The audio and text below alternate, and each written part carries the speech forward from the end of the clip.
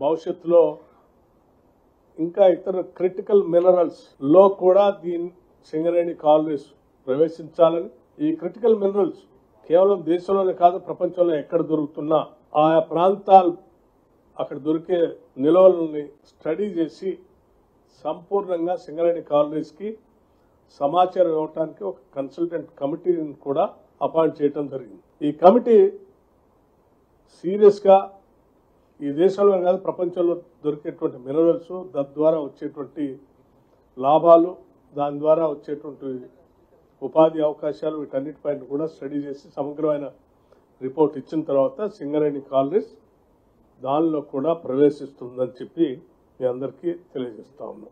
Singareni green energy limited అంటే కేవలం బొగ్గును ఉత్పత్తి చేయడమే కాకుండా కరెంటు ఉత్పత్తిలో కూడా సింగరేణి కాలనీస్ ఇప్పటికే ప్రవేశించిన విషయం కూడా మీ అందరికి తెలిసిందే.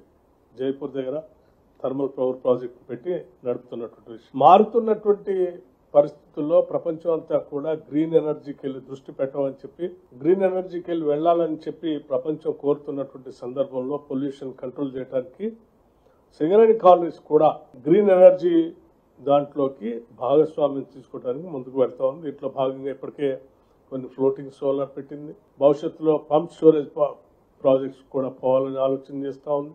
అట్లాగే మౌంటెడ్ సోలార్ పవర్ ప్రాజెక్ట్స్ కూడా వెళ్తా ఉంది. అట్లాగే గ్రీన్ హైడ్రోజన్ సంబంధించి కూడా సింగరేణి కాలనీస్ ఆలోచన చేస్తా ఉంది. సింగరేణి గ్లోబల్ అని ప్రపంచంలో క్రిటికల్ మినరల్స్ లో పార్టిసిపేట్ చేయడానికి సింగరేణి గ్లోబల్ అని దాని ద్వారా ఒక వ్యవస్థని అవుట్ఫిట్ ని ఏర్పాటు చేసుకొని ముందుకు వెళ్లాలన్నటువంటి ఆలోచనతో పోతా ఉన్నాం. సరే, ఇవన్నీ సింగరేణి అభివృద్ధి కోసం, సింగరేణి వ్యాప్తి చేయడం కోసం సింగరేణికి ఉన్నటువంటి ఎక్స్పర్టైజ్ ని వాడుకొని ఈ గ్లోబలైజేషన్ లో ఉన్నటువంటి క్రిటికల్ మినరల్స్ కూడా అందుబాటులో తెచ్చుకొని ఇది ఆర్థికంగా నిలదొక్కుకోవటమే కాకుండా దేశానికి కూడా ఈ క్రిటికల్ మినరల్స్ అందించే క్రమంలో సింగరేణి పాత్ర కూడా ఉండాలనేటువంటి ఆలోచనతో ముందుకు పోతాం. ఇది ఒక భాగం అయితే, కొన్ని సంవత్సరాలుగా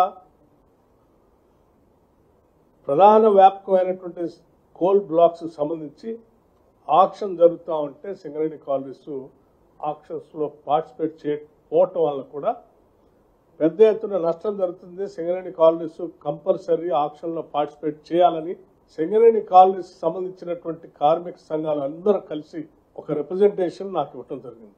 అట్లాగే సింగరేణి సంబంధించిన బోర్డు కూడా వాళ్ళు తీర్మానాలు చేసుకొని దానికి సంబంధించిన సమాచారం కూడా ఇవ్వటం జరిగింది. సో ఇటు కార్మికులు ఇచ్చినటువంటి రిప్రజెంటేషన్ ని, బోర్డు తీసుకున్నటువంటి నిర్ణయాన్ని రెండింటినీ కూడా అంచనా వేసి ఎందుకు అసలు కొన్ని రోజులుగా మీరు ఆప్షన్స్ లో పార్టిసిపేట్ చేయట్లేదు, ఇప్పుడు ఎందుకు కావాలని కోరుతా ఉన్నారని లోతుగా అధ్యయనం చేసిన తర్వాత కొన్ని నిర్ణయాలు చేయడం జరిగింది.